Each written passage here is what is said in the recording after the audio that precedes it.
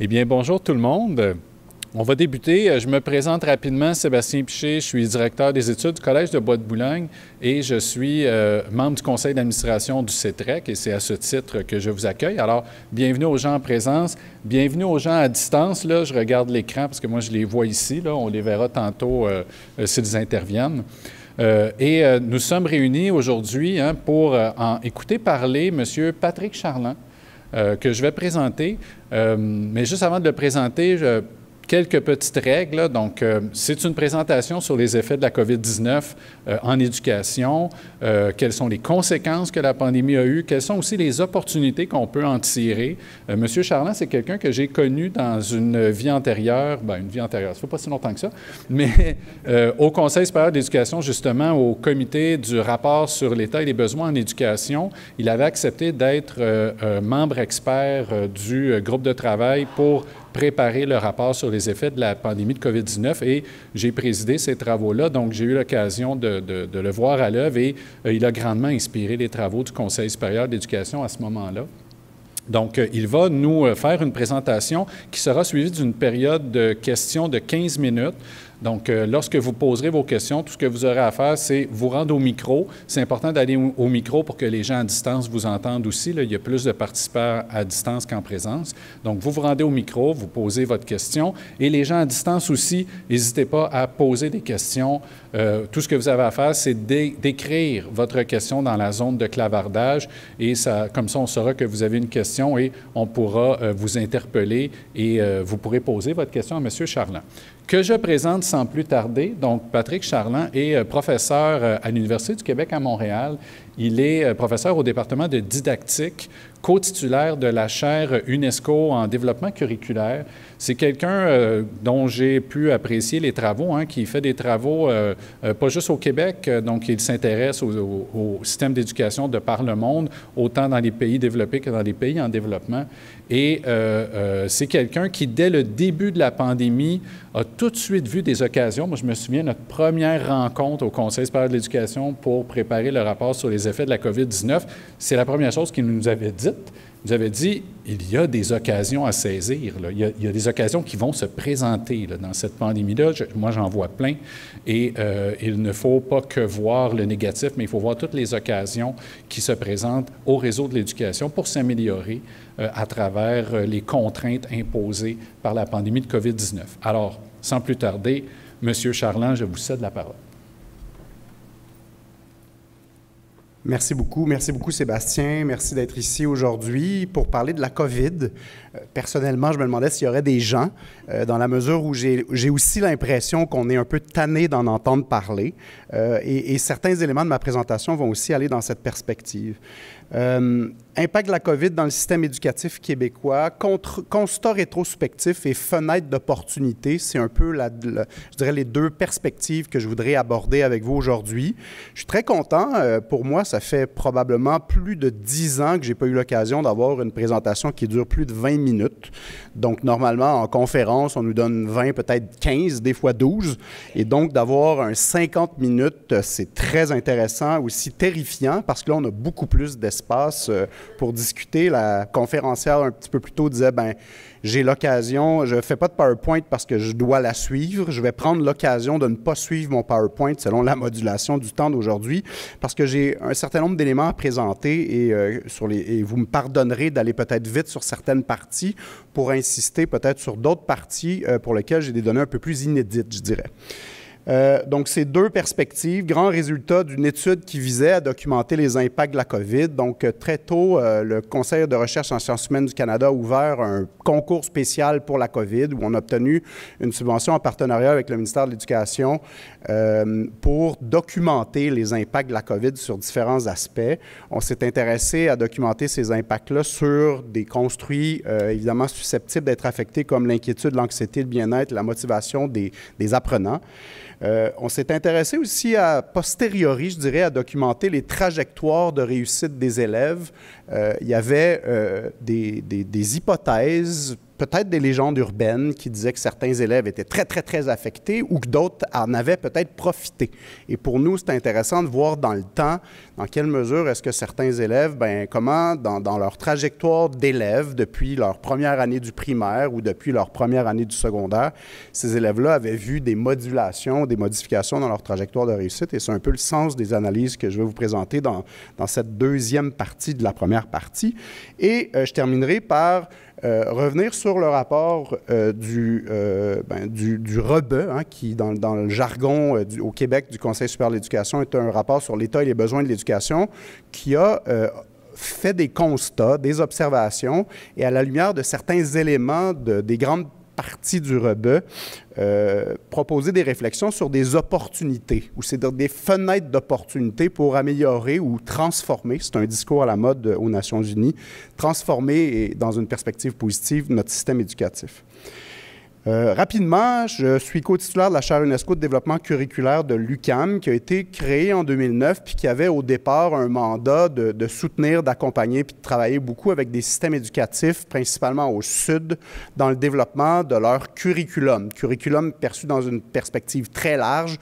Oui, des programmes d'études, mais ce n'est pas parce qu'on change que les programmes que le système change. Donc, de travailler dans différents projets de formation d'enseignants, de création de matériel pédagogique cohérent et aligné sur les changements éducatifs qui étaient attendus. En 2010, donc, la chaire a été créée par un collègue, Philippe Jonard. Si vous connaissez l'approche par compétences, Philippe a beaucoup travaillé à cette approche par compétences-là. Et en 2017, dans le renouvellement de la chaire, j'ai pris sa succession lors de sa retraite. Et à l'époque, on s'est intéressé au concept d'éducation en situation d'urgence. Dans le contexte international, on observait que des millions d'enfants n'allaient toujours pas à l'école, notamment à cause des crises humanitaires, qu'elles soient climatiques ou qu'elles soient en termes de conflits armés. Et c'est dans ce contexte-là qu'on s'est intéressé à développer cette expertise-là sur l'éducation en situation d'urgence.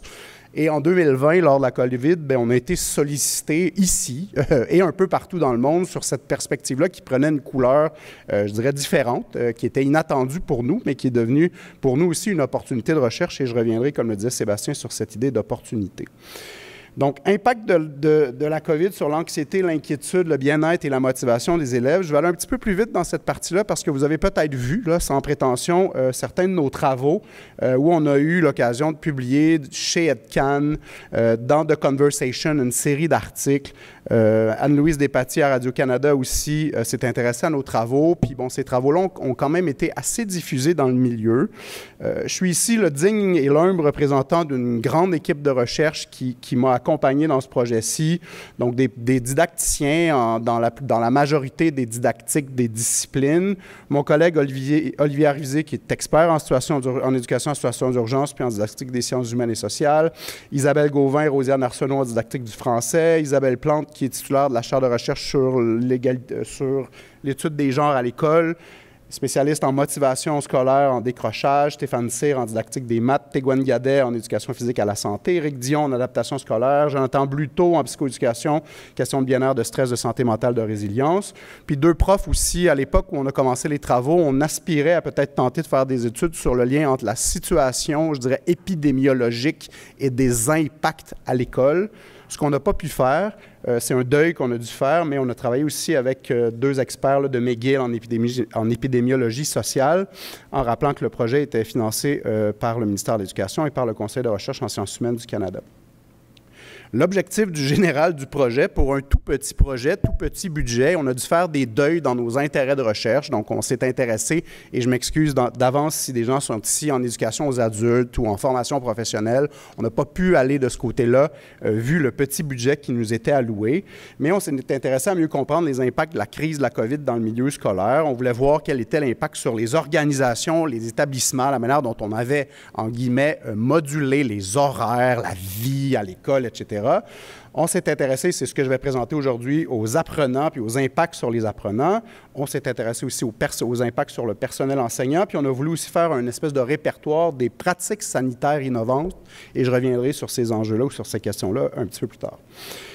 Je passe rapidement, donc différents construits qu'on a utilisés, des questionnaires courts où on a voulu sonder en ligne, c'était la seule manière dont on pouvait procéder à l'époque, par courriel aux familles, et on a travaillé avec 3 centres de services scolaires, avec des élèves du primaire, du secondaire et de l'adaptation scolaire, sur l'année 2020-2021, qui était l'espèce de première année au retour de la crise. Donc, on s'est intéressé aux enjeux d'anxiété, de dépression, aux inquiétudes face à la COVID avec des items qui étaient tirés de l'enquête ICAR, au bien-être scolaire, puis à la motivation des élèves pour les matières scolaires. On a voulu aussi, et ce que je vous présente ensuite, s'intéresser aux résultats des élèves dans les bulletins scolaires. J'aurai l'occasion de faire un petit plaidoyer sur l'accès aux données au Québec, qui est extrêmement complexe. Et pour pouvoir obtenir des données, on a dû aller en commission d'accès à l'information, ce qui a fait en sorte que les travaux ont été extrêmement, je dirais, retardés, mais au final, les données sont fort intéressantes. En gros, on a donc eu une année scolaire qui a commencé en septembre et sans que c'était vraiment prévu, nous, on a été financés en septembre, on a dû aller à l'éthique. Donc, dans notre plan initial, on voulait collecter très tôt dans l'année pour avoir une idée entre le début et la fin, voir un peu ce qui en était. Avec les retards associés au cycle de la recherche, on a collecté en décembre et en janvier 2020 à peu près au même moment où on a refermé les écoles. Okay? Donc, si on se remet à l'époque, ce qui fait que pour nous, c'était des données extrêmement intéressantes dans la mesure où, bon, on était dans le pic d'une recrise, d'une deuxième vague, et on a collecté donc des questionnaires envoyés en ligne auprès d'élèves et auprès d'enseignants. On a mené une série d'entretiens, environ 65 entretiens auprès de directions d'écoles et d'enseignants. Puis ensuite, on a collecté d'autres données en juin auprès, pas des mêmes personnes globalement, mais on a relancé, entre guillemets, les mêmes questionnaires à toute la population totale.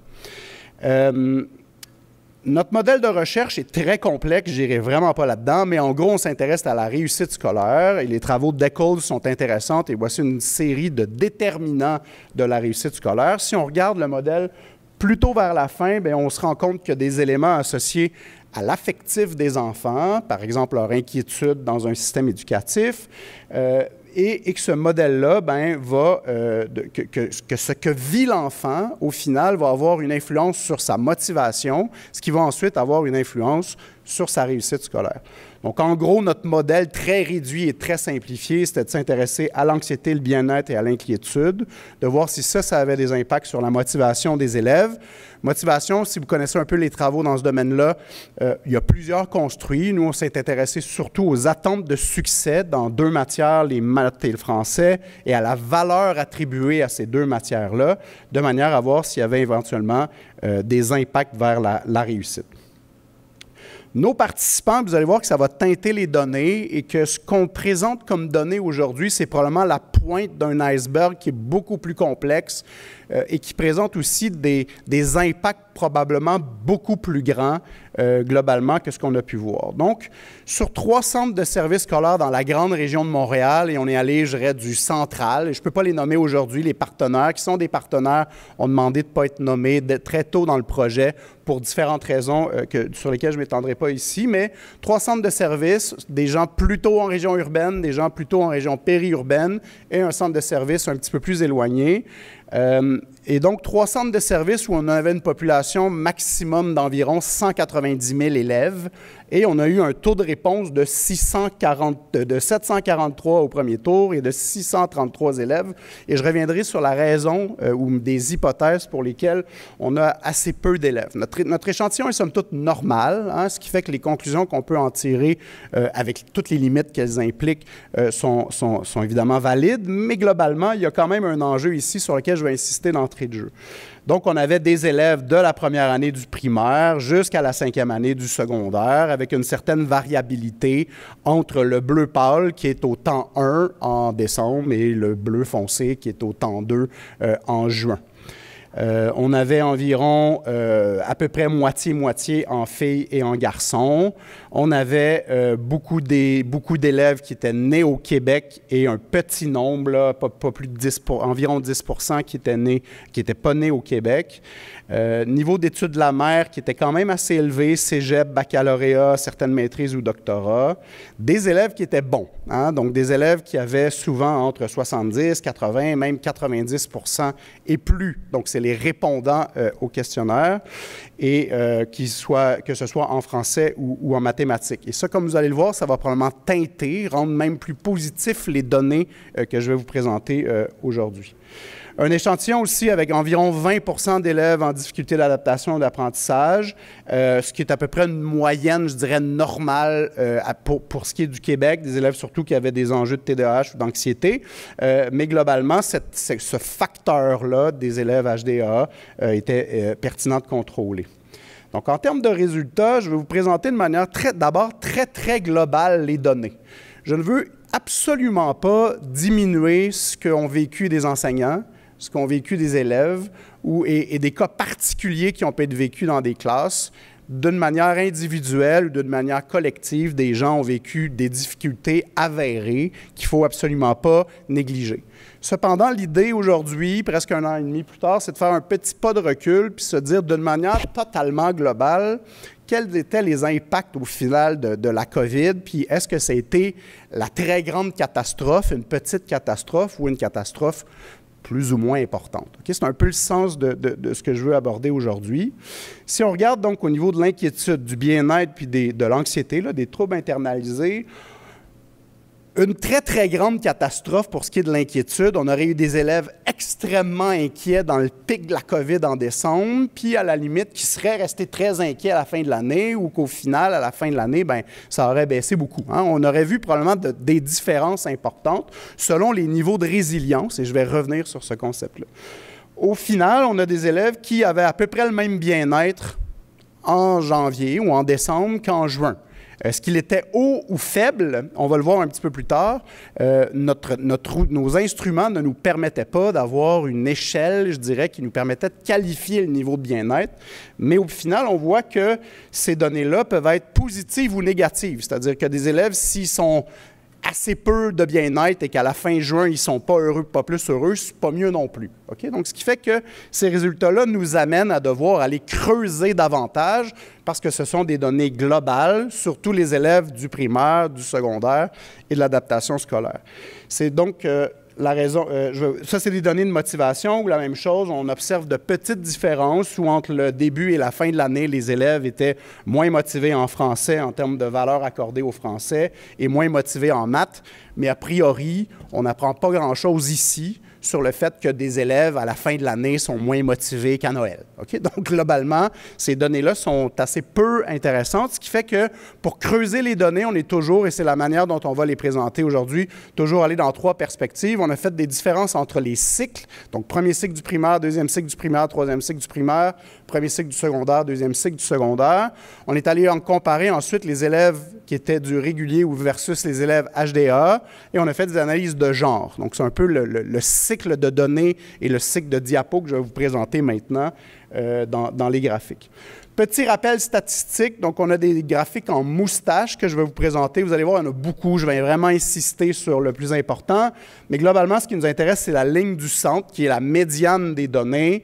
Et en bas de la médiane, dans la moustache, on a le premier 25 des élèves. Donc, on a une idée de la distribution des données à partir de ces graphiques en moustache-là. Donc, la boîte est intéressante. Et en comparant si 2 boîtes sont globalement différentes, bien, on se rend compte qu'au niveau statistique, il y a des différences. Je ne vais pas du tout aller avec vous aujourd'hui dans des p-values et dans des tests statistiques, évidemment, mais globalement, ça vous donne un peu une idée d'un feeling des données présentées.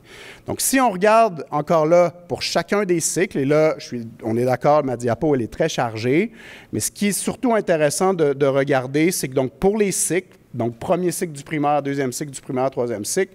Ce qu'on a pu observer dans cette première phase-là, c'est qu'il y a un impact marqué chez les élèves du deuxième cycle du secondaire. Pour nous, là, le constat très général, c'est que pendant la COVID, au Québec, la majorité des élèves ont été résilients, mais s'il y a des élèves qui ont été affectés et pour qui il faut se préoccuper, c'est les élèves du deuxième cycle, avec différentes hypothèses, notamment les enjeux de socialisation qui ont été mis sur la table, mais ce sont les élèves qui ont été le plus affectés.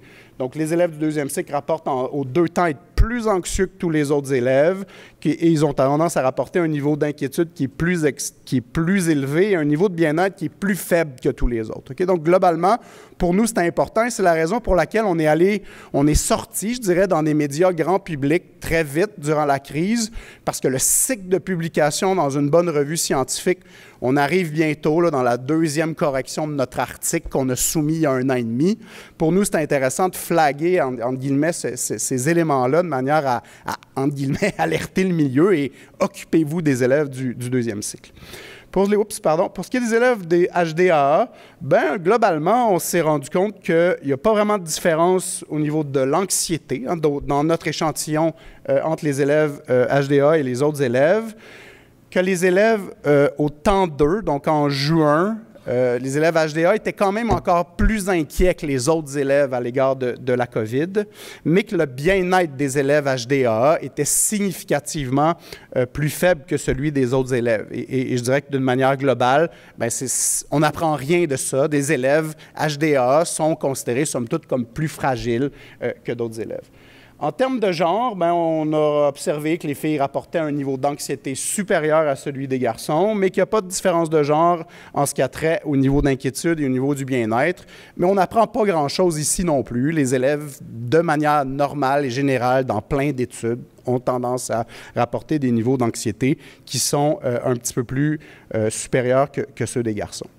En termes de motivation en mathématiques, encore là, on observe le facteur deuxième cycle du secondaire où les élèves, par exemple, là, pour ce qui est du secondaire, en termes de motivation en maths, en ce qui a la valeur accordée aux mathématiques est plus faible au premier cycle et encore plus faible au deuxième cycle. Donc, pour les deux, c'est significatif. Et ce qui était en termes d'attente de succès en maths, et je vais y revenir sur la réussite en mathématiques qui a été documentée comme étant plus affectée par la COVID, les élèves de notre échantillon avaient des attentes de succès beaucoup plus faible que tous les autres élèves à l'école. En français, encore là, deuxième cycle du secondaire avait à la fois des attentes de succès et une valeur accordée au français qui était plus faible au deuxième cycle. Donc, globalement, des résultats qui ciblent un impact important, celui d'élèves du deuxième cycle du secondaire, plus vieux, qui, semble-t-il, aurait été plus affecté à la lumière des construits qui nous intéressaient ici. Je passerai cette diapo-là, mais globalement, on voit pour la motivation là, des résultats assez constants et je dirais en lien avec la littérature sur le fait que les filles ont des attentes intrinsèquement dans la littérature, des attentes de succès plus élevées en français qu'en mathématiques, et les élèves qui sont HDAA ont d'entrée de jeu moins de motivation pour les matières scolaires que les autres élèves. Globalement, on observe dans nos données beaucoup de résilience. 80% des élèves de notre échantillon, au final, ont vécu des choses, mais à la fin de l'année, on pourrait dire que leur situation s'est relativement normalisée. Hein? Il faut, et j'insiste sur certaines limites, il faut cependant dire, on ne peut pas avoir une étude comparative parce qu'on n'a pas de données pré-COVID pour cet échantillon-là, ce qui fait que les données qu'on a collectées sont difficiles, somme toute, à interpréter sans avoir ce qu'on appelle un baseline. Il faut comprendre qu'on a plusieurs centaines de participants, mais c'est un très faible, 0,3% de tout notre échantillon total, ce qui fait que notre échantillon n'est statistiquement pas représentatif de la population générale, ce qui fait qu'au final, il faut aussi mettre entre guillemets ces données-là. Il faut comprendre que l'enquête a été envoyée par courriel, par les centres de services scolaires, avec 3 rappels, mais à l'époque, les courriels que recevaient les familles, c'était immense dans leur vie personnelle, mais aussi immense de chaque prof, chaque enseignant, chaque centre de service et chaque service qui avait des consignes particulières et pour qui, au final, on devait envoyer des informations. Donc, notre enquête s'est glissée de manière un peu malheureuse, mais ça fait partie du contexte dans ce flux d'informations-là qui était reçu par les familles. Donc, les familles recevaient un volume de courriel important. Notre questionnaire était exclusivement en français, donc ce qui fait qu'on a peut-être mis de côté aussi certaines familles pour qui le français n'est pas la première langue parlée à la maison. Ça a certainement des impacts sur ce qui a été vécu. C'était probablement des familles qui étaient organisées, avec des élèves qui réussissaient bien. C'est peut-être, à la limite, on peut se dire que c'est des élèves qui ont eu le temps Hein? Donc, ils ont eu le temps dans leur famille organisée de répondre à une enquête qui pouvait avoir quand même une cinquantaine de questions et d'items.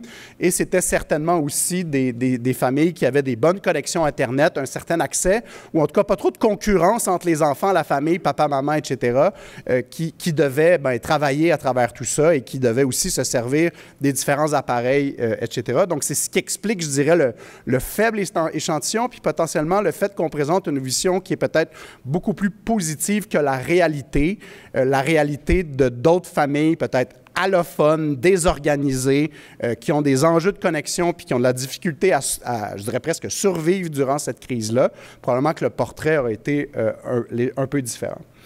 Deuxième partie, je vais prendre un petit peu plus de temps sur l'étude des trajectoires de réussite scolaire. Donc, comme je vous le disais un petit peu plus tôt, c'était intéressant pour nous de s'intéresser à la réussite. D'entrée de jeu, hein, soyons très clairs, avant de présenter ces données-là, il y a eu des enseignants qui, dans l'année scolaire 2020-2021, ont enseigné. Et ils ont certainement, par bienveillance, évalué leurs élèves, ce sur quoi ils ont enseigné. Hein, donc, évidemment, ils n'ont pas pris l'examen de l'année d'avant, qui avait des concepts qui n'ont pas été enseignés cette année-là. Ce qui fait que la comparaison d'une année à l'autre, elle est variable. J'ai des pistes pour ça et des orientations qu'on peut prendre pour essayer d'évaluer cet impact-là de ce qu'on appellera des apprentissages non réalisés.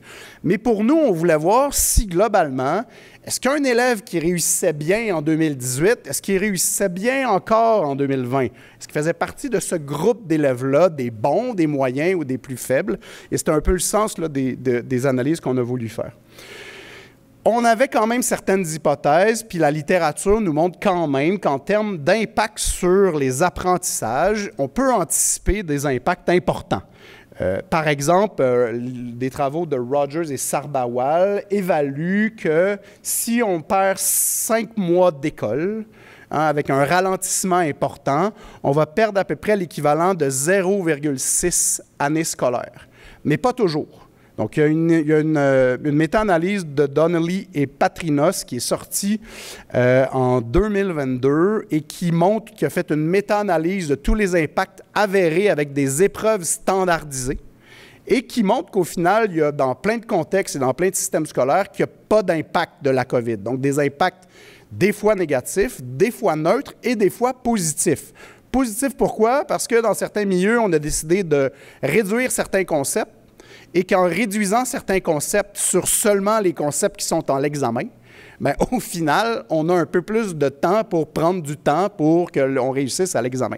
Et il y a, je dirais, depuis la COVID, une réflexion internationale sur ce qu'on appelle le curriculum overload, où on se demande dans quelle mesure, dans des nouveaux programmes en approche par compétences, on avait réussi à réduire suffisamment les programmes pour se laisser du temps sur les concepts de base et pour développer des compétences. Je n'irai pas là-dedans aujourd'hui. Mais globalement, je veux insister sur le fait que ce n'est pas nécessairement avéré dans tous les systèmes qu'on a vu des impacts négatifs, ou en tout cas des impacts négatifs dans toutes les matières chez tous les élèves.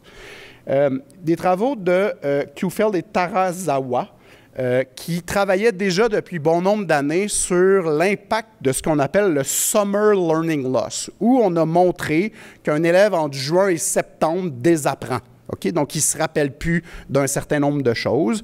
Et à la lumière de leurs travaux, eux, ils ont fait des projections où très tôt en COVID, on dit attention, là, on pourrait s'attendre à la lumière de nos anciens travaux faits sur l'été, qu'on ait des reculs de 63 à 68 % en lecture en langue première, de 37 à 50 % de recul en maths.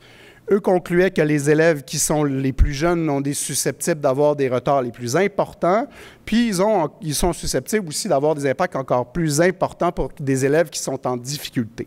Ça a été observé, ça a été documenté. Pour ce qui est des mathématiques, il y a des études qui montrent, notamment une de leurs études à eux sur 5 millions d'élèves aux États-Unis en mathématiques en 5e année, où on a observé des reculs très importants de cet ordre-là. Je crois que c'est 42 % de recul à un examen national en mathématiques. Mais en lecture langue première, on n'a pas observé à peu près partout d'impact. C'est-à-dire qu'on pense que, globalement, pendant la COVID, les élèves, c'est rassurant, ont lu. Ils ont peut-être lu à l'écran, ils ont peut-être lu des livres, ils ont été sur leur téléphone, mais les impacts attendus sur la lecture n'étaient pas si importants que prévu. Une autre recherche montre aussi, puis ça sera intéressant, je vais y revenir, qu'on pourrait s'attendre à des résultats un peu partout dans le monde négatifs, là, de l'ordre de 16 points de recul au PISA dans les différents systèmes éducatifs à la lumière là, de cette crise de la COVID. Nos questions de recherche sur cet aspect-là, c'était comment les notes des élèves en maths et en français ont-elles évolué au fil du temps pendant la pandémie? Donc, quel est le lien entre la trajectoire pré- et post-COVID? Combien d'élèves y a-t-il dans chaque trajectoire de réussite? Puis, est-ce que certains sous-groupes étaient davantage vulnérables que d'autres à la lumière là, de leur réussite scolaire? Donc, on a, je dirais, selon nos négociations de partenariat, à la lumière de ce qu'on pouvait obtenir, et je dirais à la lumière aussi de la stabilité des systèmes d'accès aux données des partenaires qu'on a pu avoir, on est retourné 2 ans en arrière. C'est-à-dire qu'on a obtenu en commission d'accès à l'information les notes des élèves à l'automne 2018. Et dans leurs notes, bien, il y avait la note du premier bulletin de l'automne 2018, la note du deuxième bulletin, puis la note du printemps ou de l'été, la note des élèves à la fin de l'année. Puis on avait les notes de l'automne avant la COVID, les notes juste avant la COVID. Puis ensuite, il n'y a pas eu de note. Puis ensuite, il y a eu l'automne et éventuellement l'hiver. Pourquoi il y a un X? Parce qu'on est passé à 2 bulletins annuels dans l'année 3 à la suite de notre confinement. Vous allez voir, nos N sont un peu plus bas que le N total qu'on a pu obtenir parce que pour des raisons de tests statistiques, on a dû enlever les données des extrêmes, c'est-à-dire qu'on voulait avoir des profils complets. Donc, un élève qui n'existait pas parce qu'il n'était pas encore à l'école en 2018. Donc, parce que cet élève-là, qu'on avait seulement ses données en 2019, par exemple, parce qu'il est rentré à la maternelle, mais ces profils incomplets-là, on les a mis de côté, de la sorte des élèves du secondaire qui ont fini le secondaire en 2020, mais qui étaient rendus en Cégep 1 en 2021. Ces données-là d'élèves, on les a enlevées de notre base de données, ce qui fait qu'on a quand même un N qui est, je pense, statistiquement significatif de 50 600 élèves du primaire, de 14 733 élèves du secondaire. Là, je vais aller dans des considérations très techniques, un peu statistiques, mais je n'ai pas le choix pour que vous compreniez l'essence, je dirais, ou la richesse de ce qu'on va faire. Normalement, si on s'intéresse à une trajectoire ou si on s'intéresse même à la régression d'une espèce de trajectoire entre un facteur qui est une variable indépendante et une variable dépendante, la plupart du temps, bien, on va avoir un test statistique qu'on appelle la régression qui va nous donner l'espèce de grosse moyenne de toutes les trajectoires de toute la population qu'on regarde. Par contre, quand on regarde ces graphiques-ci, on se rend compte qu'il y a des variabilités, qu'il y a des élèves qui sont au-dessus, des élèves qui sont en dessous, il y en a qui montent, il y en a qui descendent, etc. Ce qui fait que des tests statistiques de base ne sont pas intéressants. Et c'est en allant dans des statistiques avancées qu'on va avoir, je dirais, une richesse plus intéressante pour essayer de mieux comprendre le phénomène qui nous intéresse ici. Je vais donc aller dans l'idée de faire des analyses de croissance de classes latentes. C'est hyper spécialisé. Il y a à peu près je ne connaissais pas cette analyse-là avant de travailler avec les statisticiens de mon équipe. Probablement qu'aucun prof de mon équipe de recherche ou même de mon département connaissent les Latent Class Growth Analysis. C'est fait avec un petit logiciel qui s'appelle M+, mais c'est une analyse qui est faite dans des devis longitudinaux qui nous permet de faire apparaître des classes, donc des groupes de population qui sont statistiquement significatifs, et on veut donc regrouper ces classes-là en fonction de leur trajectoire. Donc, on veut, à travers tous les points qui sont les données de tous les élèves, essayer de regrouper, donc de manière significative, des groupes qui sont différents, et le logiciel nous propose différents modèles, et on choisit celui qui nous semble faire le plus de sens. Pour le primaire, voici un peu ce qu'on observe donc pour ces 3 centres de services scolaires-là, donc 50 000 élèves. On observe donc et les 2 courbes que vous avez, là, en bleu, c'est une classe, puis la courbe du haut, la plupart du temps, c'est en mathématiques et en français avec les petits triangles. Puis ensuite, vous avez en jaune et en vert. Donc, vous avez toujours 2 courbes, c'est-à-dire la note en maths, la note en français. Donc, on observe que des élèves qui, avant la COVID, étaient performants, bien, ils sont restés performants pendant la COVID. On observe ensuite qu'il y a un groupe qui était au-dessus de la moyenne, avec à peu près 80 de moyenne en maths ou en français, est resté aussi au-dessus de la moyenne pendant la COVID, quoiqu'il y a peut-être eu une légère diminution en français à la suite de la COVID. Un groupe d'élèves qu'on a appelé à risque, qui était autour de 70 qui auraient pu l'échapper, sont pas mal restés dans ce pattern-là. Et des élèves qui étaient autour de 60 qui étaient ce qu'on appelle à risque, ont terminé en échec à environ 8,1 Donc là, ici, on a la moyenne de ce nuage de points-là. Évidemment, il y avait des élèves qui avaient peut-être 10 puis dans ce groupe-là, il y avait peut-être des élèves qui avaient 65 hein? Donc, on a une courbe qui est une espèce de modélisation de ce groupe-là. Donc, en gros, ce qui est intéressant aussi, c'est qu'on est capable de quantifier pour cet échantillon-là le nombre d'élèves qui sont concernés dans chacun de ces groupes-là. Donc, 8,1 seulement des élèves globaux pour tous les élèves du primaire de notre échantillon ont été à risque et en échec. Hein, donc, ça ne veut pas dire qu'ils ont tous échoué, mais qu'en moyenne, la moyenne a échoué. Certains ont certainement très échoué, d'autres ont probablement réussi. Mais globalement, on parle ici de 8,1 de 50 000 élèves. C'est à peu près 3 800 élèves dont il fallait s'occuper. Okay? Donc ça, c'était intéressant pour nous d'avoir une idée globale de l'ampleur de la problématique, puis de voir un peu qui était concerné, puis est-ce qu'il y a eu des cassures de trajectoire. On aurait pu ici avoir dans les modèles des cassures importantes, on aurait pu avoir des courbes, et vous le verrez, des courbes plutôt exponentielles, on aurait pu avoir des courbes en triangle. Ici, on a ce modèle-ci, puis c'était la plupart des modèles qui étaient sortis par le logiciel ressemblaient beaucoup à cela, avec des différences dans le nombre de groupes, mais globalement, on observe que, dans les faits, la COVID, considérant les pratiques pédagogiques, ce que les profs ont enseigné, évalué et produit comme résultat chez les élèves au primaire, a eu assez peu d'impact. D'accord? Des élèves qui étaient déjà en difficulté au primaire étaient en difficulté ensuite et en impact de la COVID. On voulait ensuite voir dans quelle mesure il y avait des différences de groupe. Ce tableau-là est plus compliqué à analyser. Ce qui est important, c'est la colonne globale. Donc, par exemple, dans notre échantillon de 50 000 élèves du primaire, il y avait 50,8 élèves au global qui étaient des filles. Ce qu'on observe, c'est que dans la classe des élèves performants, là, il y en avait 55 d'élèves qui étaient des filles. Donc, on observe donc que les filles étaient surreprésentées dans la classe des élèves performants et des élèves qui étaient plutôt en difficulté, donc des garçons. Il y avait juste 42 donc d'élèves qui étaient dans la classe des élèves à risque et en échec. D'accord? Donc, je ne sais pas si vous voyez bien, là, globalement. On s'est intéressé ensuite aux Français parlés à la maison ou des élèves avec des plans d'intervention. Donc, globalement, 17 des élèves de notre échantillon étaient avec des plans d'intervention, mais 2,5 seulement dans la classe des performants, alors que 60 des élèves étaient dans la classe des à risque en échec. Il y a des couleurs parce que d'une colonne à l'autre, c'est statistiquement significatif quand on change de couleur. On va le voir dans les graphiques du secondaire ensuite qui sont intéressants à cet égard-là. Donc, globalement, hein, on a donc assez peu d'impact, mais on apprend que les garçons qui ne parlent pas tout le temps bien le français à la maison et qui ont des plans d'intervention sont des élèves dont il faut se préoccuper. On n'apprend pas grand-chose ici non plus. C'était le cas bien avant la COVID et qu'au final, quand on prend un pas de recul, on observe qu'on avait déjà mis en place au Québec des éléments pour s'occuper de ces personnes-là et j'y reviendrai. Au secondaire, les résultats sont beaucoup plus intéressants. Donc, on avait encore là un groupe de performants qui est donc des élèves qui étaient déjà bons et qui sont restés bons, environ 20 de l'échantillon. On avait des élèves qui étaient au-dessus de la moyenne, 34 donc qui étaient bons puis qui se sont même mis à s'améliorer pendant la COVID.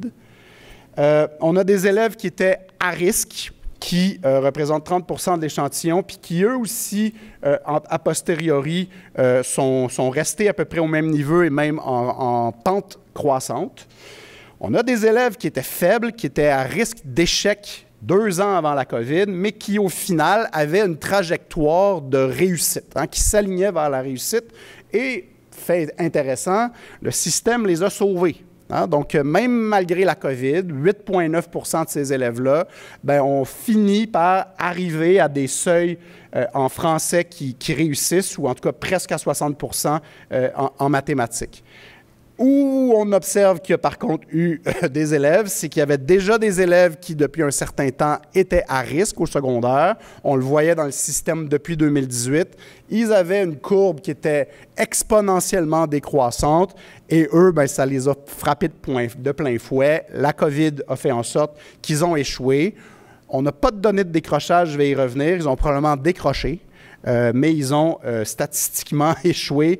Mais ils sont seulement 4,3 de l'échantillon de 14 000, c'est environ 600 élèves. Okay, donc, ce qui est intéressant, c'est qu'il y a eu beaucoup de légendes urbaines, il y a eu beaucoup d'hypothèses, de « on pense que », etc. Puis ce qui est intéressant pour nous dans ces données-là, c'est qu'on est capable de quantifier des profils, de quantifier des impacts, puis d'avoir une idée on parle de combien d'élèves ici. Ce qui est intéressant, et j'en discutais avec Abdoulaye, ce qui est intéressant ensuite pour les politiques publiques.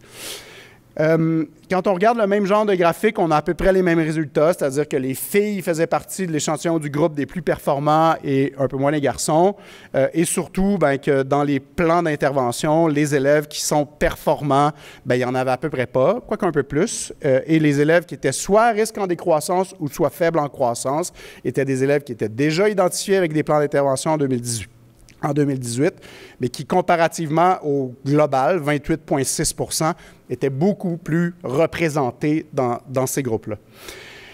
Recommandation, donc, s'occuper des garçons francophones ou allophones, là, et je n'irai pas dans ces nuances-là, peu performants, en particulier ceux qui sont des HDA ou des plans d'intervention. Ce sont des bonnes cibles pour mettre en place des programmes d'intervention. Et comme je le disais, et je ne veux pas lancer de pavé dans la mort, mais ça, on le savait avant la COVID. Okay, donc, on a assez peu appris sur qui sont les élèves qui ont été les plus affectés, mais la littérature nous permettait d'anticiper les élèves dont il fallait s'occuper. Et au-delà des plans mis en place par le gouvernement qui ont pris un certain temps à se mettre en place ou à pas se mettre en place, beaucoup d'écoles, dans les entretiens qu'on a menés, n'ont pas attendu le plan de tutorat du gouvernement, se sont occupés des élèves et ont probablement, et ça c'est un peu mon espèce de conclusion générale, sont probablement parvenus au final à limiter les dégâts, sauver les meubles et faire en sorte qu'on se retrouve avec des élèves en échec global ou totalement en situation catastrophique. Et c'est ce système résilient-là qui, au final, a fait en sorte qu'on a peut-être évité la grande catastrophe. Hein, c'est un peu mon regard général. Plusieurs problématiques préexistantes ont donc été exacerbées par la crise. Évidemment, il y avait des inégalités éducatives et elles ont été largement, je dirais, présentées et exposées dans les médias, dans les différents canaux de communication sur le fait qu'elles existent et qu'elles ont été amplifiées ou exacerbées. Les élèves qui avaient déjà différents troubles et des problèmes d'anxiété ont certainement été très davantage affectés. Les élèves HDA ont été plus impactés que les autres. Mais il faut insister là-dessus, c'est aussi le propre d'une crise que de mettre en évidence un certain nombre de dysfonctionnements. Hein, la crise fait en sorte qu'on met le bobo sur où ça ne fonctionne pas, et la crise, le fait de vivre une crise, et c'est le sens du rapport que je vous présente juste ensuite, c'était de voir où est-ce que ça a été un problème, de manière à faire en sorte qu'on peut apprendre de ce problème-là et de faire en sorte que la prochaine fois, ce système-là pourra mieux réagir. Et peut-être pour revenir, hein, ici, on a limité les dégâts et qu'au final, il y a seulement 600 élèves qui, dans ce groupe-là, étaient en risque d'échec, qui nous semble ici accéléré par la crise de la COVID, mais qui étaient de toute manière dans cette trajectoire descendante. Deuxième partie, là, j'ai perdu un peu le fil du temps. Quelle heure est-il? Super. Donc, il me resterait peut-être 10 minutes. Vulnérabilité comme fenêtre d'opportunité. Comme le dit Sébastien, en fait, peut-être une citation intéressante de Sun Tzu lors de la guerre qui nous rappelle qu'au milieu du chaos se trouve aussi une opportunité. Le rapport du Conseil supérieur d'éducation qui est sorti en novembre 2021 constitue pour moi une piste de départ extrêmement pertinente à l'égard de tenter de faire du sens dans la crise auquel on a fait face.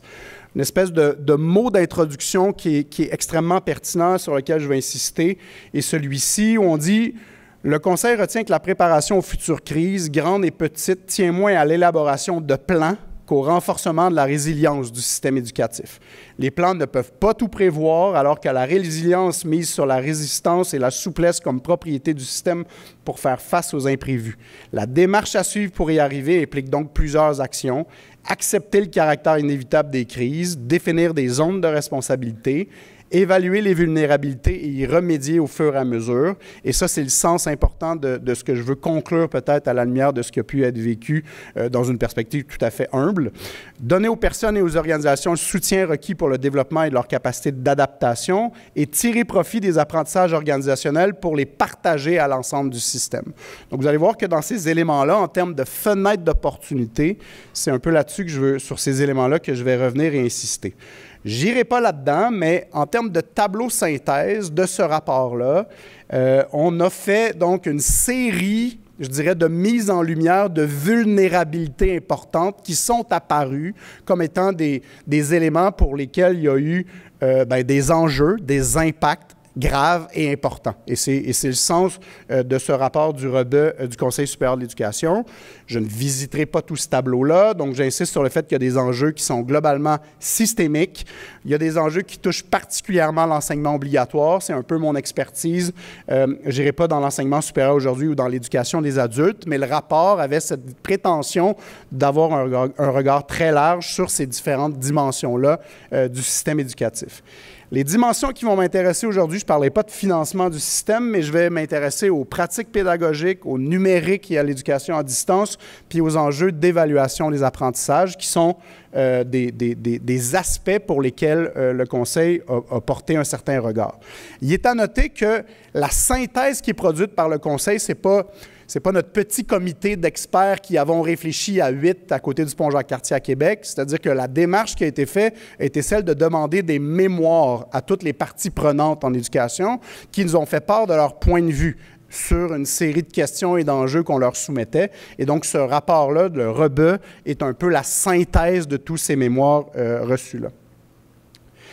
Comme didacticien, formateur d'enseignants, formateur d'enseignants de sciences au Québec, je travaille beaucoup avec la CSDM, la CSPI, avant la CSMB.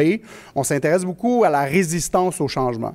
On travaille avec des enseignants qui, pour diverses raisons, ont à mettre en place souvent de nouvelles pratiques pédagogiques. Donc, je fais ça depuis 15 ans dans différents groupes et cette résistance au changement-là fait partie, je dirais, des enjeux avec lesquels on doit composer en formation d'enseignants. S'il y a des CP ici, des directions adjointes, etc., ça fait partie de votre quotidien.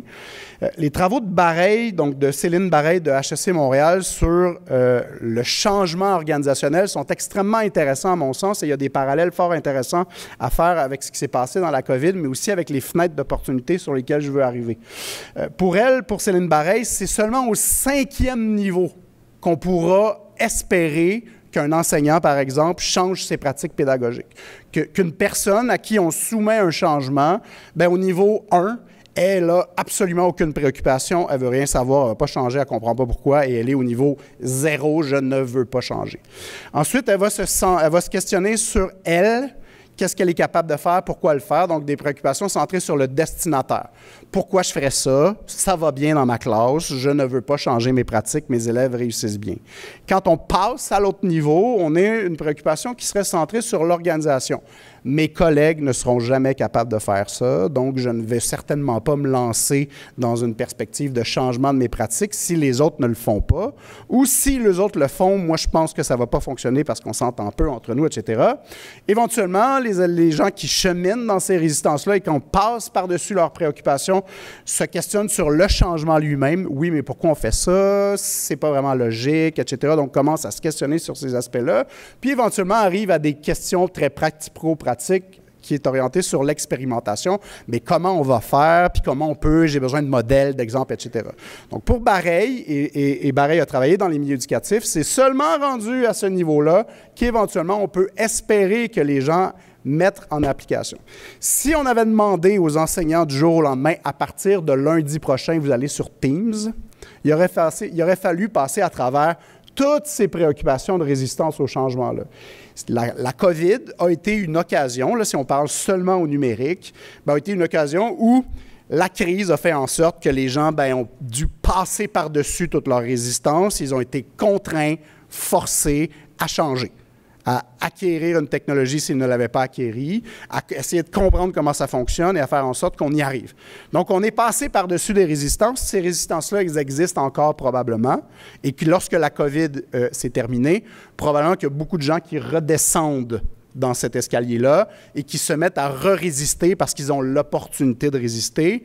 Et le premier constat, on est aujourd'hui en 2023, en COVID+2, les gens dans vos équipes, ceux qui travaillent dans les milieux en accompagnement d'enseignants, sont peut-être en train de redescendre cet escalier-là. Il y a une fenêtre d'opportunité de travailler avec ces gens-là avant qu'il soit trop tard. Hein? Et ça, de mon point de vue, il y a un aspect qui est fort intéressant, c'est qu'il y a urgence de tabler sur ce qui s'est passé et j'arrive à des opportunités de travail. Sur les pratiques pédagogiques, le Conseil dit « Les organismes consultés ont observé que les principaux changements dans les pratiques découlent évidemment de l'utilisation des outils technologiques, du développement des compétences numériques ainsi que d'approches pédagogiques créatives. Plusieurs y ont vu une occasion d'apprentissage à saisir. Plusieurs organisations ou individus ont pris des risques puis ont permis d'accélérer la réponse aux défis et aux enjeux soulevés. » Il y a donc des gens qui ont innové. Hein? Il y a des gens qui sont allés, qui ont appris, qui ont développé leurs compétences numériques, certes, mais qui ont aussi développé d'autres moyens. Faire des sciences à la maison, comment on fait de l'éducation physique, de la musique, etc. Donc, ces pratiques-là pédagogiques qui ont été développées, qui sont innovantes, créatives, efficaces, j'y reviendrai, sont des occasions, en tout cas des éléments à valoriser. Sortir de la zone de confort peut vraiment permettre la mise en œuvre de nouvelles pratiques efficaces qui pourront rester bien après cette crise. Nous avons réinventé l'école avec des consignes différentes et une toute autre façon de travailler avec des enfants et les adultes afin qu'ils trouvent un peu d'équilibre de vie. Des modifications à long terme des professions de l'enseignement sont donc à prévoir.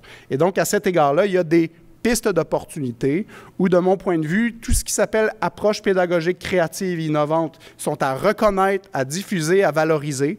Il y a lieu dans les équipes de s'en rappeler, de les lister et même de les valoriser, voire de les diffuser pour qu'on arrive à éventuellement se souvenir et avant qu'on oublie, avant qu'on redescende l'escalier ou qu'on retourne dans des pratiques plus classiques. Il y a aussi des pratiques collaboratives dans les entretiens qu'on a menés dans le milieu scolaire durant l'hiver avec des enseignants, des CP, des directions d'école. Beaucoup ont observé que les profs se sont rapprochés, que les équipes se sont soudées, qu'il y a eu des collaborations extrêmement intéressantes. Dans le changement éducatif, dans la transformation des pratiques pédagogiques, ces changements-là la collaboration est un facteur clé. La capacité pour les enseignants à travailler ensemble, à se répartir des tâches, à travailler sur leur sentiment d'efficacité collectif est fort pertinente. Et donc, ces pratiques collaboratives-là doivent être alimentées. De mon point de vue, il s'agit là aussi d'une fenêtre d'opportunité. Et au final, c'est probablement, et ça a certainement déjà été fait, sinon il faut le faire rapidement à mon sens, mais il y avait donc lieu là, de mettre en place des CAP, des COP ou je ne sais trop, mais des groupes d'action sur les pratiques pédagogiques, parce qu'on a certainement pu, à la lumière de la COVID, voir des inefficacités, et des inefficacités surtout sur le prochain dossier, sur l'évaluation des apprentissages. Le Conseil dit: la dépendance du système éducatif à des modes d'évaluation rigides et indissociables d'une surveillance en classe a freiné son adaptation aux mesures d'urgence. De ce que je comprends de ma lecture bien personnelle, Sébastien, du rapport, c'est que s'il y a un endroit où ça a achoppé beaucoup, c'est dans le dossier de l'évaluation.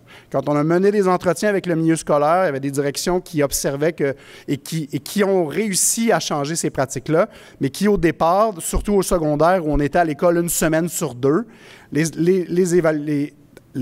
directions d'école déploraient le fait que les enseignants se servaient du temps à l'école pour évaluer.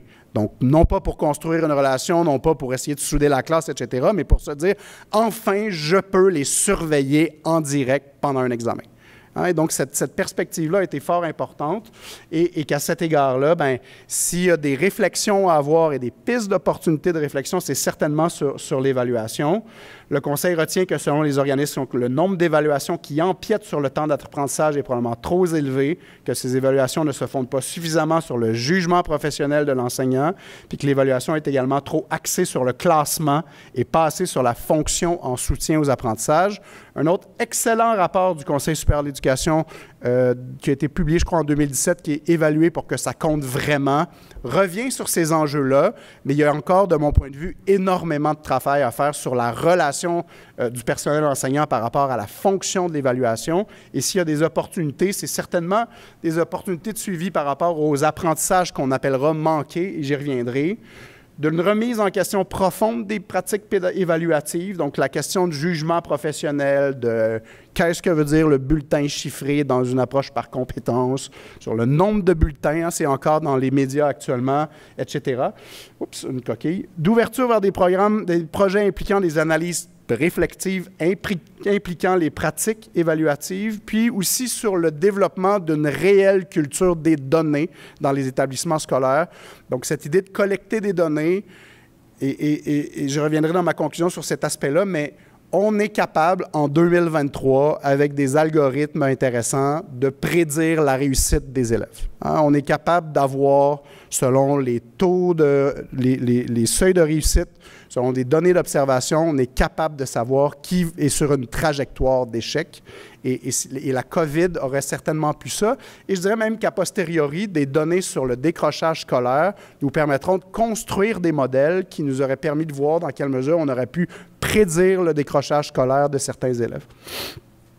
Finalement, sur le numérique, et je passe rapidement parce qu'il me reste presque plus de temps et je veux conclure et passer à vos questions, mais j'insisterai beaucoup sur le numérique, au-delà de tout ce qu'on a pu dire, que le Conseil rappelle que nous avons mis en place au Québec, et je suis en bas, un système dans l'urgence, dans la catastrophe, et on a forcé un peu tout le monde à apprendre, à enseigner sans vraiment bien les former. Ce qui fait qu'on n'a pas fait de l'enseignement à distance. On a fait de l'enseignement à distance en catastrophe. Et ça a eu certains impacts, positifs ou négatifs, mais il faut se rappeler du contexte. Il ne faut pas ensuite juger ce qui s'est passé pendant la catastrophe comme étant l'efficacité ou l'inefficacité de la formation à distance ou de la formation en ligne. Et donc, il faut se garder de juger de la pertinence et de l'efficacité de la formation à distance à la lumière de l'expérience de 2020-2021. Mais encore ici, les gens, et ça, il faut le constater, on a développer et on a encore des opportunités d'accélération du développement d'une culture du numérique et ChatGPT et ce genre d'instrument qui vient de sortir met, à mon sens, une autre fenêtre d'opportunité sur ce qui est en train de se passer dans les milieux éducatifs à l'égard de l'intelligence artificielle et une fenêtre d'opportunité, évidemment, du développement de la compétence numérique de toutes les parties prenantes du système éducatif, et là, pas seulement les élèves, mais aussi les enseignants, les directions d'école, les parents, etc., tout en insistant sur le fait que l'éducation, c'est un droit et pas un privilège, et qu'au final, il y aura et il y a eu des enfants qui avaient assez peu accès à Internet, assez peu accès à des machines, ou qui ont fait des devoirs sur des téléphones de leurs parents entre deux réunions de leurs parents, et qu'à cet égard-là, l'avenir, c'est aussi d'une fenêtre d'opportunité de doter des familles et je dirais toutes les parties prenantes de la société des infrastructures techniques adéquates. La suite des choses, pour nous, en tout cas dans les travaux qu'on veut mener et sur des éléments sur lesquels on veut s'intéresser, il y a, à mon sens, la pertinence de mieux comprendre les profils d'abandon et de décrochage. On ne sait pas vraiment, à moins que les données viennent de sortir au ministère, on ne sait pas vraiment qui sont les élèves qui ont décroché. Donc, on n'a pas de portrait clair sur le décrochage et la cote en tant que telle du décrochage. Quand on aura ces données-là, on sera capable de les croiser à partir des données qu'on a. Et donc, l'intérêt à suivre les profils d'abandon sera extrêmement intéressant pour construire des modèles de compréhension de ce qui a pu se passer. Il y aura évidemment la pertinence d'identifier des stratégies de monitoring exactes des impacts de la COVID sur la réussite des élèves. Cette année, les élèves avaient des épreuves ministérielles allégées. Hein, donc, le ministère a produit une épreuve qui était en français et en maths dans l'épreuve unique qui était allégée. Donc, éventuellement, il y aura certainement un retour vers des épreuves non allégées. Quand, sous quelle modalité, ce sera intéressant de le suivre, ou peut-être pas. Hein, à la lumière de tendances internationales où on observe qu'on a trop de concepts et trop de contenu dans les programmes, peut-être que tout ça permettra une réflexion sur qu'est-ce qui est finalement vraiment important à être enseigné en 5e année du primaire ou en 4e secondaire. Et ça, c'est aussi une réflexion, une fenêtre d'opportunité. Pour moi, un milieu, s'il y a des gens ici ou en ligne qui sont dans des écoles OBI, il y a une étude super intéressante à mener parce qu'il y a des écoles de l'Organisation du bac international qui ont donné un examen à la fin de la COVID. Donc, pendant la crise, en juin 2020, bien, il y a des écoles qui ont donné le test de l'OBI à des élèves de leur école. Et ces résultats-là dans les écoles du BI, je ne pense pas, n'ont pas encore été analysés. Ce serait très intéressant de voir l'évolution et les impacts directs de ces élèves-là. Mais éventuellement, on aura des données du PISA, du TIMSS, du PPCE, qui donneront aussi une idée à savoir est-ce que les modèles de prédiction sur les impacts à long terme seront avérés ou pas. Je terminerai comme chercheur en disant qu'il est déplorable au Québec en 2023 comment il est complexe d'obtenir des données sur la réussite des élèves. Je travaillais avec 3 centres de services scolaires qui étaient tout à fait ouverts et favorables à nous donner leurs données, mais le contexte légal, et je dirais le contexte d'une sensibilité politique et médiatique, a fait en sorte qu'il y a eu recommandation ministérielle qu'on ait en commission d'accès à l'information pour faire un projet avec le ministère et avec ces commissions scolaires-là qui voulaient faire le projet et nous donner les données. Hein? Donc, on est dans une espèce de monde absolument kafkaïen où, pour faire une étude, ça a pris 1 an et demi au lieu d'avoir accès directement aux données. Et en 2023, on peut centraliser les données partout. Le ministère, à part les données du ministère, n'a aucune donnée. Les données sont dans les centres de services scolaires alors qu'elles pourraient être tout à fait facilement transmises. Bref, fin de ma parenthèse. Et je vous remercie énormément de votre attention. Voilà. Merci beaucoup. Il reste 12 minutes. Oui, je reste là. Alors, on est rendu à la période de questions. Vous pouvez vous présenter au micro ou sinon, s'il y a des questions en ligne, on peut juste me faire signe. Je me permettrais un commentaire. Moi, j'ai une hypothèse par rapport au décrochage. Oui. Et mon hypothèse est assez simple. Elle est basée sur les admissions au collégial, que je connais bien. On était censé avoir un niveau d'admission plus élevé que ce qu'on a connu l'automne dernier. C'est encore le cas l'automne prochain. À mon avis, il y a eu plus de décrochage et j'ai bien hâte qu'on ait des données pour pouvoir le démontrer, mais c'est mon hypothèse, qu'il y a eu une augmentation du décrochage puis que les populations les plus vulnérables en ont souffert. Absolument. Et ce que tu dis, c'est vraiment important, c'est qui sont les élèves qui ont décroché? Hein? Qui sont les élèves? Parce qu'il y a aussi d'autres hypothèses à l'égard que, les élèves des familles riches qui pouvaient payer ont eu le loisir de rester à l'école versus d'autres élèves qu'on a envoyé les enfants parce qu'ils ont besoin d'un salaire à cause de coupures de salaire. Bref, tout ça est à valider et à mieux comprendre certainement. On me dit qu'il y a, donc je comprends, il n'y a pas de questions en ligne. Est-ce qu'il y a des questions dans la salle? Moi, j'aurais une question pour vous. Vous avez mentionné que les données de vote de vos échantillons, au primaire, au secondaire, n'ont pas démontré d'effet notable au niveau de l'anxiété et tout par rapport à la COVID, sauf peut-être à l'exception des filles. Est-ce que vous pensez qu'il y aura donc une conclusion à y avoir entre ces éléments psychologiques-là, d'état psychologique, de bien-être, et la réussite scolaire, que finalement les déterminants de la réussite scolaire sont beaucoup plus liés au contact de l'enseignant en mathématiques en particulier? Est-ce qu'il y a ce genre de conclusion-là auquel vous arrivez?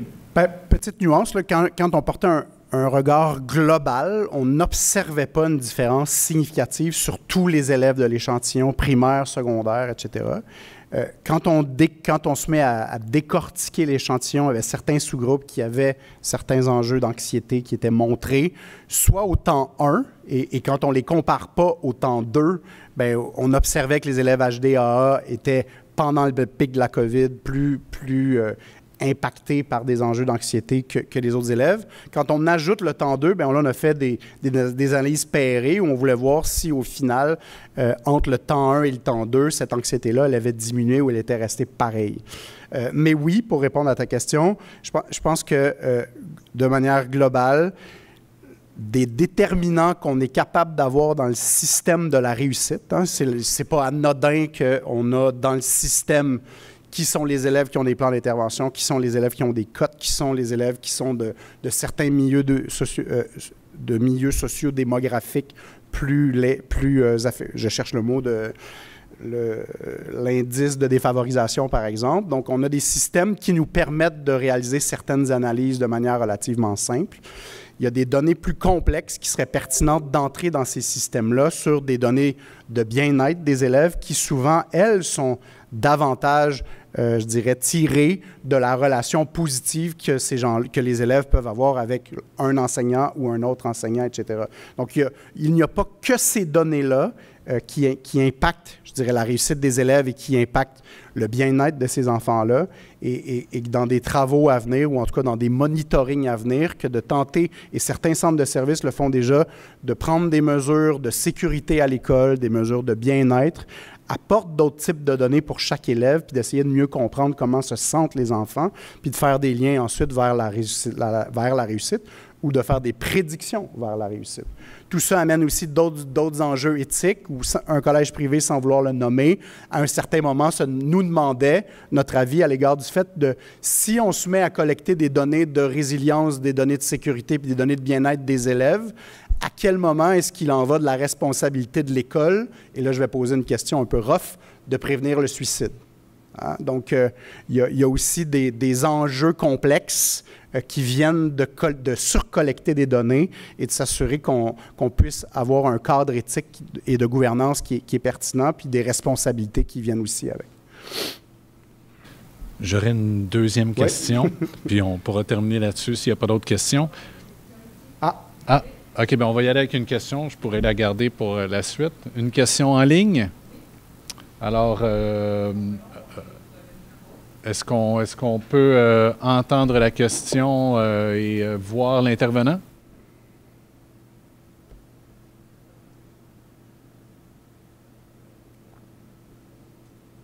Alors, pour la question en ligne, à vous la parole. Oui, est-ce que vous m'entendez? Oui, on vous entend très bien. OK, donc ma question déborde de votre étude, mais je me demandais si vous savez si ça existe, ces études-là, là, sur le développement des habiletés sociales chez les tout-petits, là, ceux qui sont arrivés à la maternelle l'année passée ou cette année, puis qui ont été, au lieu d'aller à la garderie, ils ont été à la maison avec des parents en télétravail, donc qui géraient peut-être pas tant que ça les comportements des enfants. Puis là, ils nous arrivent depuis l'année passée dans des classes à la maternelle et qui ont, au niveau social, là, c'est vraiment difficile. Ils ne savent pas comment demander aux autres enfants. On dirait que le rapport aussi à l'autorité n'est pas là. Et oui, ça existait avant, là, vous allez me dire, mais j'en vois vraiment beaucoup dans mes écoles depuis l'année passée, là. Je me demandais si ça avait été étudié. Ben, en fait, j'en connais pas. Il y a de ce genre aussi de regard-là qui se pose. Là. Par exemple, pour entrer dans une anecdote très personnelle, mon fils a été à la maison, il est né pendant la COVID, et on est allé en orthophonie parce que beaucoup d'élèves, avec d'autres élèves de son groupe, ont des retards de langage. Est-ce que ce sera un retard avéré? Mon enfant a 2 ans et demi. Mais il est quand même en retard et les médecins nous disaient qu'ils en voyaient beaucoup plus dans leur bureau. Je ne connais pas bien ces études-là, c'est moins mon champ d'expertise, surtout que les données qu'on a collectées étaient des données qui étaient nécessairement filtrées par des enfants parce qu'on a envoyé des questionnaires dans les familles, filtrés par des parents. Donc, on a envoyé des questionnaires dans les familles, on s'adressait aux parents et là, on leur demandait de se questionner et de nous raconter si leurs enfants avaient du bien-être en maternelle. Donc, pour nous, ces données-là ne sont pas très claires et pas bien, mais il y a des collègues là, qui s'intéressent aux enjeux de la petite enfance et qui pourraient certainement mieux vous renseigner. Mais j'aurais quand même tendance à vous dire que on peut certainement anecdotiquement, là, sans dire que vous me racontez une anecdote, observer peut-être dans une année que certains élèves sont plus troublés ou moins autonomes, etc.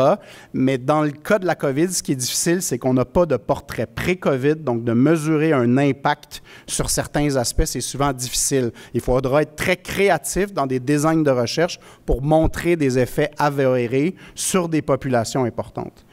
Donc, au-delà de certains feelings qu'on peut avoir, je dirais en prenant ma posture de chercheur, assurons-nous toujours en tout cas, d'adopter des postures, des politiques publiques qui s'appuient sur des données démontrées, je dirais, où on a pu voir entre le avant et le après un impact significatif sur certains aspects. Ça répond à votre question? Ben oui, merci. Mais justement, je voulais savoir s'il y avait des études qui appuyaient mon feeling. Mais merci beaucoup. Merci. On a une question dans la salle. Oui, merci. Moi, je vous remercie d'abord, Patrice, pour la belle présentation complète et très riche d'enseignements. Je veux lui demander un peu de nous lire dans sa boule de cristal où est-ce qu'il voit la suite dans les opportunités qu'il nous a présentées. Donc, est-ce qu'il voit le milieu les saisir, notamment le ministère? Est-ce que tu as l'impression, le feeling finalement que ces opportunités vont être saisies? Parce que là, le rapport, il était de 2021. Ouais. On est en 23. On commence à sortir doucement de la situation d'exception qu'on était. Est-ce que tu as l'impression que on va apprendre de cette expérience? C'est sûr que pour moi, ce sera dur de répondre dans la mesure où beaucoup de mes travaux actuellement sont... En fait, j'ai travaillé au Québec de manière un peu malheureuse et heureuse parce que les aéroports se sont fermés et que je ne pouvais plus poursuivre nos travaux à Madagascar, au Maroc, en Tunisie, etc. Les travaux sont redémarrés. On travaille donc beaucoup plus à l'étranger ces temps-ci. Ce qui fait que ma connexion avec le ministère actuellement est, je dirais, moins importante. Je lis les journaux comme vous. Le ministre a annoncé un certain nombre de priorités. Semblait notamment annoncer parmi toutes ces priorités, une seule que je trouve pertinente est celle de la mise en place d'une structure de données qui est transparente, utile au milieu et qui est peut-être utilisable par les chercheurs d'une manière beaucoup plus simple. Ça, j'ai l'impression qu'en tout cas, que c'est une avenue qui est forte puis qui est défendue par plusieurs chercheurs à travers le Québec sur différentes tables, qui s'affrontent des fois aussi sur qu'est-ce qu'une donnée probante. Ceci dit, je pense que cet aspect-là, c'est une fenêtre d'opportunité qu'il faut absolument et prioritairement mettre en place. Après, le ministère n'est pas dans les écoles, puis il y a toute une autre partie qui se joue dans les écoles sur des classes, des élèves, des enseignants, des équipes écoles, des relations positives, des relations et des postures face à l'enseignement magistral. Et de mon point de vue, tout ça, ça fait plus partie je dirais, de l'organisation scolaire et de ce qui se passe dans les milieux que des orientations qui viennent du ministère. Je me sortirai de cette question-là comme ça. Il nous reste 2 minutes, oui. Donc très rapidement, j'aurais une dernière question. La résistance au changement, moi je l'observe par rapport à l'évaluation. Là. Même pendant la pandémie, les enseignants consacraient quand même beaucoup de temps, dans mon collège, là, à mettre en place des conditions de surveillance à distance pour s'assurer qu'il n'y a pas de plagiat, qu'il n'y a pas de triche, que les étudiants ne collaborent pas entre eux. Il y avait vraiment beaucoup d'attention portée à ça. Et au retour de la pandémie, on a réintégré de façon massive là, des façons traditionnelles d'évaluer la résistance au changement à essayer de faire un apprentissage de ce qui a été vécu par la pandémie. Je la vois, là, elle est très forte. Est-ce qu'on a des conseils? Est-ce que vous avez des conseils à nous donner? Bien, c'est clair pour moi que ce qui s'est passé pendant la COVID, ça s'est passé parce que ça devait se passer. On avait un moment où on devait, à la lumière des outils de l'environnement puis des attentes par rapport à nous, faire quelque chose. Le ministère donnait des consignes claires ou le collège donnait « nous voulons avoir X résultats de l'évaluation, pas d'évaluation » et les enseignants ont suivi. Clairement, comme je l'ai dit un petit peu plus tôt, je pense que on est allé très, très vite dans la résistance au changement par la crise et des préoccupations qui constituent des nœuds face à certaines modifications de pratiques ont été temporairement colmatées, mais qu'au final, on est retourné à ces préoccupations-là. Et pour passer dans les différentes, par exemple, dans ce niveau-là de Bareilles, mais des Américains qui s'appellent Ollie Ord ont travaillé aussi sur la résistance au changement, mais il faut passer d'un niveau à un autre. Il faut apporter des réponses satisfaisantes. Et apporter des réponses satisfaisantes aux enseignants sur le pourquoi évaluer des compétences, comment on évalue, quelles sont les traces qu'on peut collecter qui sont aussi valables qu'un examen, que de faire accepter à des équipes d'enseignants que des données d'observation, aussi subjectives soient-elles dans un jugement professionnel, c'est aussi valable qu'un examen en soi, probablement ou pas, mais qu'au final, que ces réflexions-là, elles ont lieu dans des groupes de réflexion pédagogique, dans ce que certaines écoles occupent ou appellent des CAP, etc. Donc, ces groupes-là, s'ils n'ont pas été mis en place en post-COVID, il y a, à mon sens, urgence de les mettre en place pour qu'on puisse se servir de la COVID. Bon, c'est comme je le disais en début de ma conférence, c'est peut-être pas toujours un sujet gagnant de commencer par la COVID parce que les gens sont un peu tannés d'en entendre parler, mais qu'au final, de revenir à des pratiques qui ont pu être vécues, des réflexions qu'ils ont pu avoir, c'est aussi une petite fenêtre d'opportunité qui est encore ouverte, je pense, pour avoir des réflexions de fond et d'avoir du temps pour réfléchir sur la pertinence de nos pratiques, sur pourquoi on fait des examens et que des examens, et que la sommation d'un certain nombre de notes, qu'est-ce que ça veut dire dans notre évaluation du cheminement d'un élève ou du développement de ses compétences. Merci beaucoup. Merci beaucoup. C'est le temps de quitter pour le prochain bloc. Merci aux gens en présence, merci aux gens à distance et surtout, merci à M. Charland. Merci beaucoup.